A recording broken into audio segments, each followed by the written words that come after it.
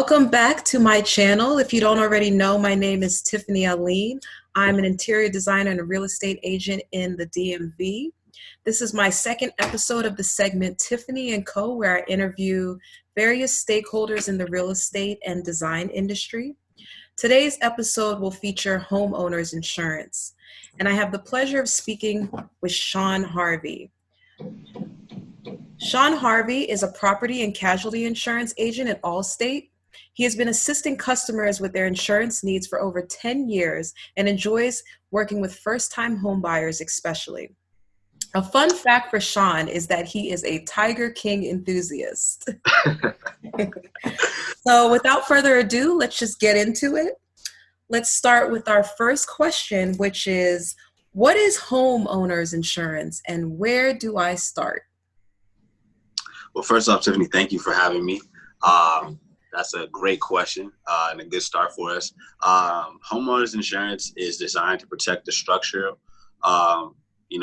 asset of your home purchase. So pretty much, we're going to be looking to, ensure that we can replace that structure if it need be, God forbid anything were to happen to it.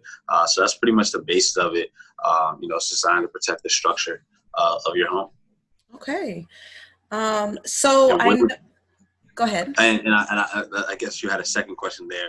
Where would you start? You would start with contacting your insurance agent, a local insurance agent that's knowledgeable, reputable, and that can help you, take that first step to getting that policy secured.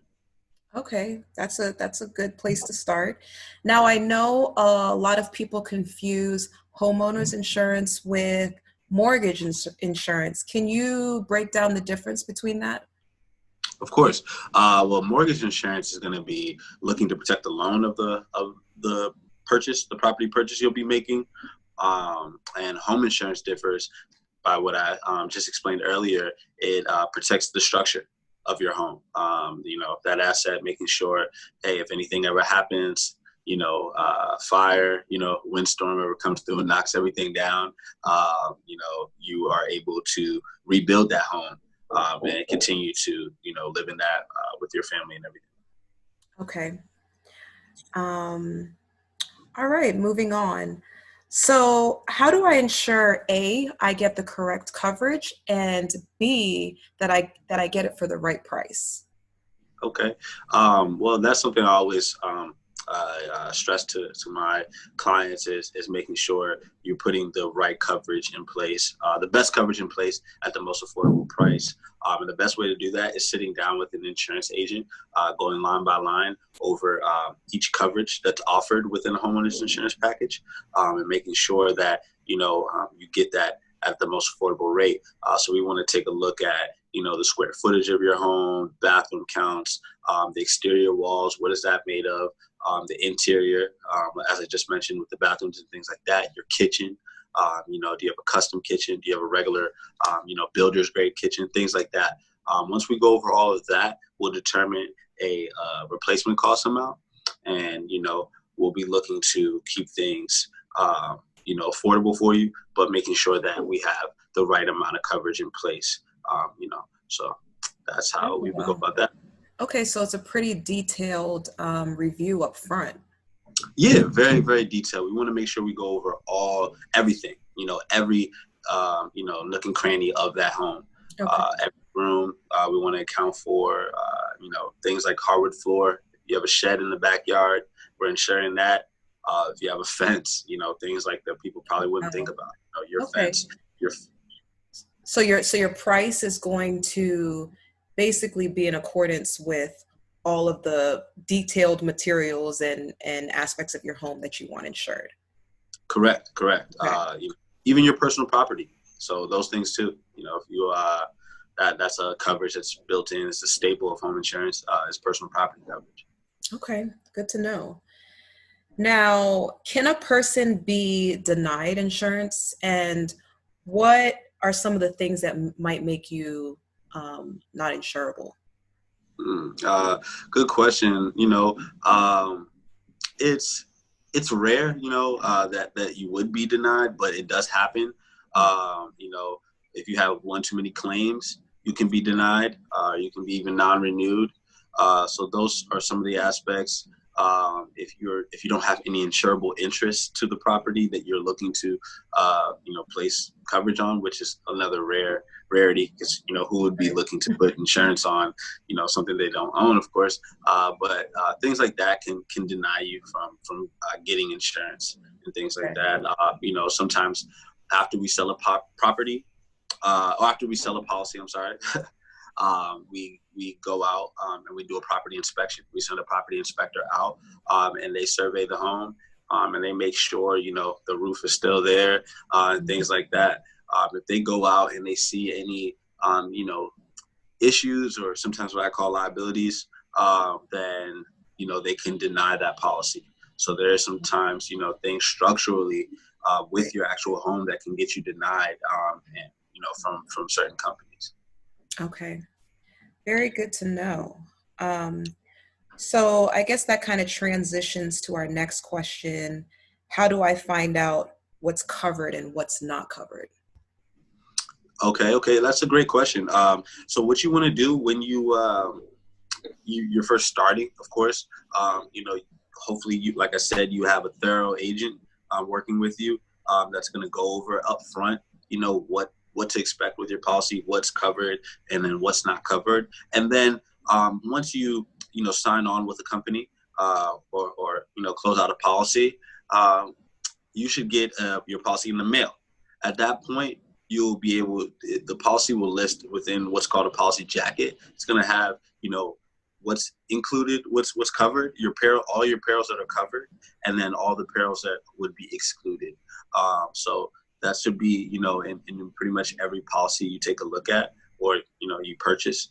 And then at that point, I would recommend you, contacting your agent for just another, thorough review and going through line by line so you clearly understand what is covered. Because I know homeowners, they hate surprises. So, don't leave that an opportunity to be surprised. Go through that policy with your agent.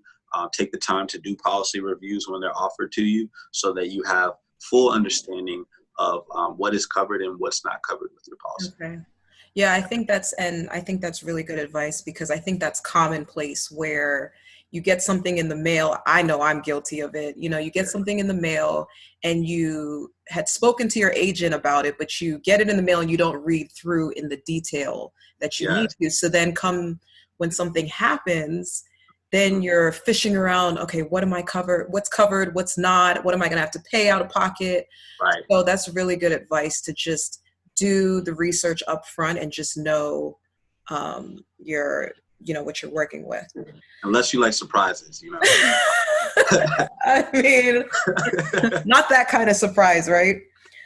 So another common question, am I covered no matter how my home is damaged? So I'm thinking, for example, a fire versus a flood or a break-in. Are those all standard coverages, or how does that work? Okay, so that's another good thing to think about, as a homeowner making a purchase and what your policy would cover. Now, typically, majority of homeowners insurance policies sold in Maryland do not cover flood. You can purchase a flood policy, though, through FEMA.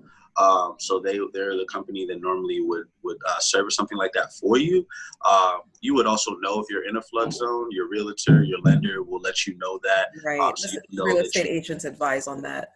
Exactly. They'll point you in the right direction to make sure that you're getting that. If you're not able to find a policy, of course, me being a property casualty agent, I should be able to point you in the right direction so you're able to find a flood policy. Now, when we're talking about fire and theft, those are more common. So yes, those are covered under your regular standard homeowners insurance policy. Okay, well, that's good. So those are standard. So you're not paying extra for theft. No. Fire. No. Okay, good to know. The next question, which I know a lot of us think about: am I fully covered if someone is injured in my home? That's a tricky one. Sometimes people have third and fourth cousins that are coming by, and planning family reunions at the house and things like that. Right. And the steps aren't done. So, hey, but as long as you, so with that, there's two types of coverages within your policy that can cover a situation like that. If you're in that, God forbid, one would be your guest medical protection. You know, if your third or fourth cousin, slips down the steps and, decides, that they need to go to the hospital, you do have some guest medical coverage within your policy that can, take care of their medical expense. If they decide to take it a step further and sue you, then you do have your what's called personal liability protection that's built into your policy. And all these things are designed to protect your home. Your personal liability, like I said, is designed to cover that. So if you're ever sued, that coverage should kick in. And I always recommend homeowners to keep their personal liability coverage just above your property value, so that you can fully ensure that there's no exposures and you can protect your home. Okay. Well, that's definitely good to know in case you have that, I guess, crazy uncle. Well, that's also, yeah. That's also, a lot of the reason that we send out property inspectors and things like that on the outside of the homes to survey and make sure there isn't any lingering liability issues and things like that. You could be missing a railing walking up to your house and things like that. If someone were to slip and they fall, that could be a potential liability claim or a lawsuit coming your way. Sometimes in the winter we get, ice storms and things like that.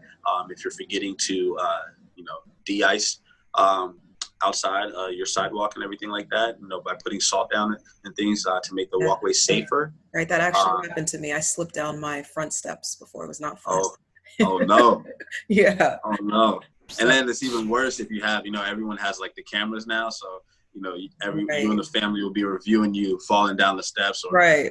It was like laptop one way, first the other way, and it was down 4 steps. So. Oh my gosh. Yeah. And then also, what if, say, I guess a contractor comes to do work on your home? Probably that's also another way of protection. Exactly. Definitely want to make sure things are intact.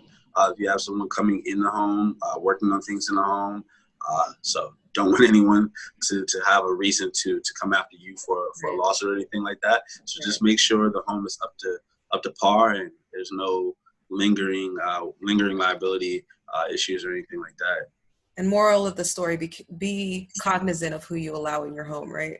Yes, no family reunions at the house. Right. Okay. So does it cost less to insure a newer home compared to an older home? Typically it will cost less to insure a newer home. Newer homes are going to have, more up-to-date structural things going on. So typically it would be cheaper to go in there and repair those homes versus like an older home. Things are going to be a lot different. Maybe hasn't been replaced since the home was first built. Some parts of our area, we have homes that were built like in the 1940s and things like that, and they haven't been repaired since then. Which is, some people love older homes. That's a good thing. But if there is a claim or anything where the insurance company has to go in, it could be more expensive to repair a home like that versus a newer home. Okay. Because some of the parts, right, might be not available. Yeah, that and the way the builders are building it, they're just easier for you to go in now and make repairs and things like that. Versus like with an older home, they may get in there and discover a few surprises and things like that, which can draw out the length of your claim and also add to the cost. Okay. Now, what is the easiest way to reduce your monthly premium? And a follow-up question, which may factor into that, if you could describe policy endorsements and if that's an additional cost. So that's kind of a 2-part question. Okay. The best way, I would say, as a property and casualty agent, is to bundle your home and auto insurance. That's the easiest way to get a reduction if you aren't doing that already. You know, then there's other things like, you know, making improvements, updates to the home, you know, maybe updating the roof if the roof hasn't been updated. That could also, you know, with certain companies that can lower your cost, things like that. And depending on like what endorsements are. So endorsements will help you to make changes to your policy after your binding. After you bind your policy, you'll be able to make changes through endorsements. So it's a tool that the homeowner has to make changes. You can add a spouse if you bought your home when you were single and then you got married and things like that. You can make an endorsement to add your spouse as an occupant, things like that. You know, if you want to change your deductible, that's done through an endorsement. And that's to answer your question earlier. That is another way. You know, the higher deductible, the lower your premium is. So if you're someone that is after a lower premium, you may want to look into raising your deductible a little higher, and you may be able to achieve those goals through that. Okay, great. So essentially, it's not an addition. It's not an additional charge. It's just if you want to secure something else after your initial policy is written. Is that correct? Sometimes it can be. Like I said, you know, you could be adding a spouse. When you become married, your policies usually get a bit cheaper. You know, depending on which company you're with. So certain things can lower your premium. Like if you update your roof, that will be done through an endorsement. So if the age of your roof, so you know that could lower your cost sometimes. You know, but if you're adding coverage through an endorsement, that could add additional expense onto the policy. If you're you know, got an engagement ring and or some form of jewelry, and you wanted to add it to your policy, you know, that will be done through an endorsement, and the added cost to cover that would, you know, of course, add an expense to your policy. So anything like that you do, or any, you know, electronics, any type of expensive furniture, art, anything like that, those are all added onto your policy through an endorsement. Those can add cost. Okay. So say you had a diamond necklace or a Louis Vuitton bag that you wanted to add on, you would just use an endorsement to do that. Of course, yes. Makes sense. Yes. All righty. So let's move on to the claim process, which I know is the portion that a lot of folks are dreading, scared of. So let's dive into that. What can I expect when I make a claim? I was going to say surprises, but hopefully not if you're doing your part in reviewing your policy. But for the most part, you can expect to be paying your deductible. You're gonna pay your deductible for the most part. That's gonna be probably like the first couple steps. But you know, if you have a quality agent representing you, you know, things should go smoothly. Your first thing, you may want to contact them, let them know what's going on, so that they can walk you through contacting the insurance company and in filing that claim. So those are some things initially that you can expect. You can expect, you know, the adjusters and everything to be coming out to do a thorough check of everything, and make sure that the claim that you are filing is covered. So those are things that will be happening in that process. But like I said, for the most part, if you have a quality company, quality agent, you can expect, you know, a very smooth, thorough process, especially if you're reviewing your policy. Please review your policy, because what makes those processes more difficult for homeowners is when they get surprises, you know, and when a surprise that shouldn't be a surprise. It's something you should already know about. And, you know, a lot of times, you know, people get upset about certain things if it's not covered, which is understandable. But, you know, if you're reviewing your policy thoroughly, every renewal, and you know what's covered, what's not, you know, the process should be smooth. You know, the insurance company is looking to help you out. They're looking to make sure that we can rectify the situation that you're going through. So please understand that. You know, sometimes people think, you know, we're the enemy. We're not. We're trying to get your home. I was just going to say that. I'm sure they probably take it out on you. Oh, of course, Outside of the course. times.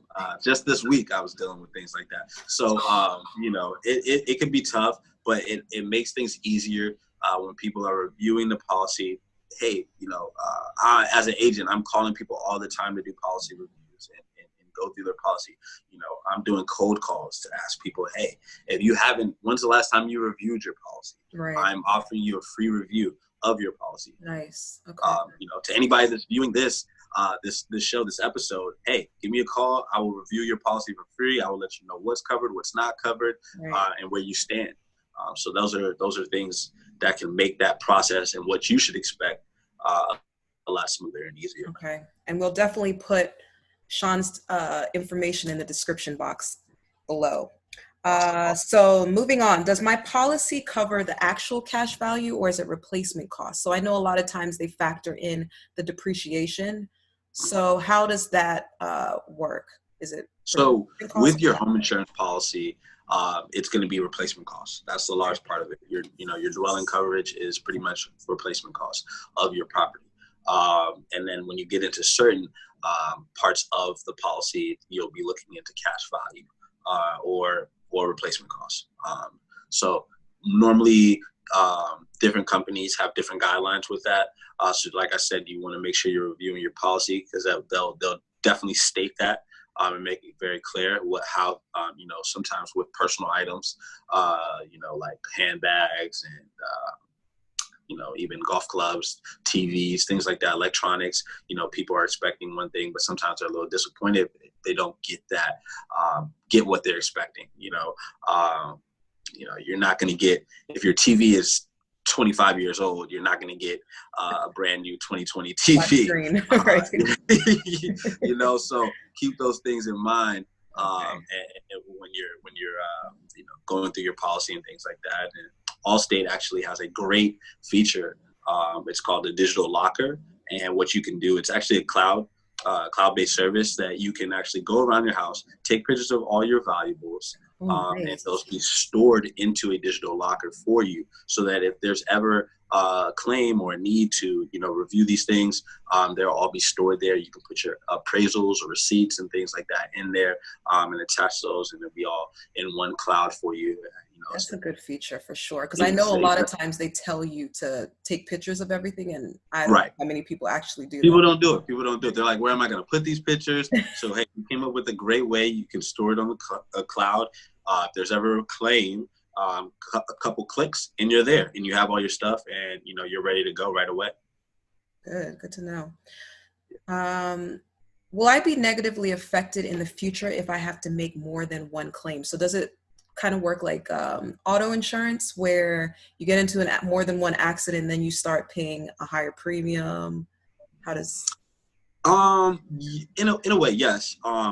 But it differs from auto insurance because I would say you don't. I mean, you probably won't get as many claims before you're dropped from your company. But it does. You will get a surcharge. Now, certain policies do have claim forgiveness. Okay. Give me a call after this, and we can talk about how you could get a policy with claim forgiveness, which I think is huge for first-time home buyers or homeowners in general. Everyone has a budget, and you don't want to do anything or have anything throw off your budget. So having a policy that has claim forgiveness built into it is very, very important. And it can help out tremendously, especially, like I said, with a first-time home buyer, things can be tight within the first few years. So, having something like that, and the unexpected can happen. We're not insurance. We're not saying don't file a claim or anything like that, because there's nothing you can do. If an accident comes your way, it comes your way, and you have to do what you have to do. But it's good to have. Exactly, and it is good to have a policy that can recognize that and be forgiving of that, so you can keep going. But to answer your question more specifically, yes, claims can if you will, I don't want to say negatively affect you. That's like relative, but wise in what you put in a claim for. Exactly. If it's well exceeding your deductible, I would go ahead and file it. If it's $200 over your deductible, I mean that logically you can look at that and say, this really doesn't make sense. I could probably pay this out of pocket. You Right. know, if your deductible is at $1,000 and the claim costs $1,500 or the repair costs $1,500, you know, you want Right. to make sure you don't do that. And also, what would you consider, I guess, reasonable? Like 1 to 2 claims? What is it? What number is it when you're kind of exceeding and you're kind of going on a blacklist, if you will? You know, I'm not the overseer of the blacklist, so I can't tell you what would necessarily get you on the blacklist. Every company's different. Every company has different types of, different underwriting, you know, appetites and things like that. So if, you know, one company might let you get away with 10, one company might, you know, drop you after 2 or 3, you know, things like that. But that's why I say, hey, you want to make sure you're filing claims that, you know, are Makes sense. needed. You know, I have to. It's my only option at this point. Okay. So things like that can help you out tremendously. Okay. Is there an organization kind of like the credit bureau that keeps track of these claims? Yes, LexisNexis. It's a company that is going to, for pretty much most property and casualty, they're going to be recording all claims and things like that. That's how, you know, when we're putting together quotes and things, we can see, okay, oh, you have an accident from, you know, 2018 or something like that. And we can tell, so that they are the company that does record that. So when you're getting rates and you're shopping around and, you know, you forget, I would say forget to mention, you know, that ticket from a few years ago. And then, you know, the insurance agent reminds you of it. Then you're like, oh, yeah. Right. You know, I was doing 100 and a 55. No, I forgot to mention that. I completely forgot about that. But yeah, that's how we typically are able to see that. Okay. Well, thank you. That wraps up our questions. I do want to leave my viewers with one tip from you that they should, if anything, take away from this discussion. Of course. I have 2, if you will. First, you know, you want to make sure you're locking in the best possible coverage at the most affordable rate. And a great way to do that is finding a quality agent that you can build a lifelong relationship with, and you can trust that they're, you know, making sure that they put the right package together that's going to protect you and your family. You know, that's what I say. I know a lot of times when people are buying homes, the lender and the realtor, they're like, you guys are all best friends and everything. The insurance agent is kind of off to the side a little bit, cold shoulder, like, I'll deal with you later. But you know, after you sign up for the home and everything, and you're officially the homeowner, you got those keys, you know, the person you'll probably be dealing with the most after that is your insurance agent. So make sure you find an agent that you can build a quality relationship with, that you can contact. You know, like myself, I'm available 24 hours, make myself available 24 hours, 7 days a week, because the unexpected can happen at any time. And you have to have someone that you can, hey, pick up the phone and call, and they know you. You know, don't have it be someone you pick up the phone and they're like, you know, who are you again? I don't remember what's going on. And do you own a house? What do you have? You know, so something like that is what you want to stay away from. You definitely want to have someone that you have a relationship with and you have access to, because, you know, the unexpected could happen at any time. So those are my 2 tips I would, if you will, leave with the viewers. Thank you, Sean. Well, there you have it. There's not much more to say after that. Sean, you've been great. I will put all of his information in the description box below. Don't forget to like, comment, and subscribe, and stay tuned for episode 3. Thank you for listening. And Sean, I appreciate you once again, and stay tuned. See you next episode. It's been my pleasure. It's been my pleasure to be here. Thank you guys for tuning in. And let's keep it going. Let's keep it going. Thank you. All right.